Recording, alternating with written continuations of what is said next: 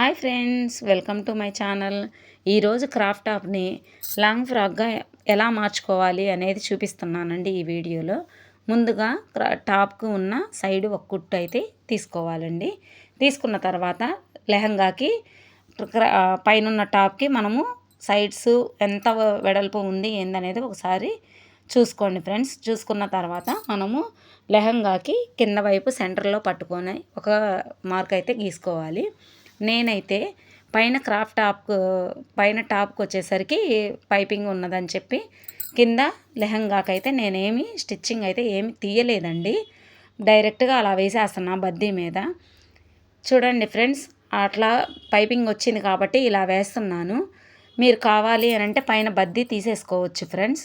తీసుకొని మామూలుగా కుట్టుకోవచ్చు.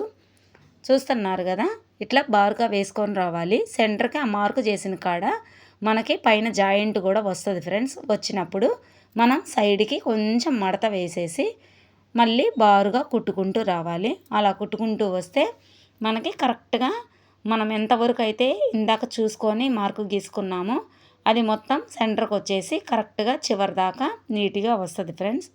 అలా వచ్చిందంటే నీట్గా ఉంటుంది. ఇలా వేసుకున్న తర్వాత మనమైతే సైడు ఒక 2 కుట్లు అయితే వేసుకోవాలి ఫ్రెండ్స్. కుట్లు వేసుకున్న తర్వాత మనకైతే లాంగ్ ఫ్రాక్ లాగా రెడీ అయిపోతుంది.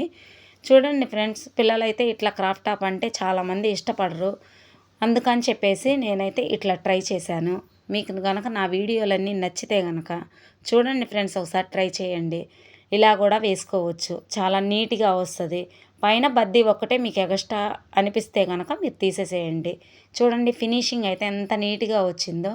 పిల్లలు కూడా ఇష్టంగా వేసుకుంటారు.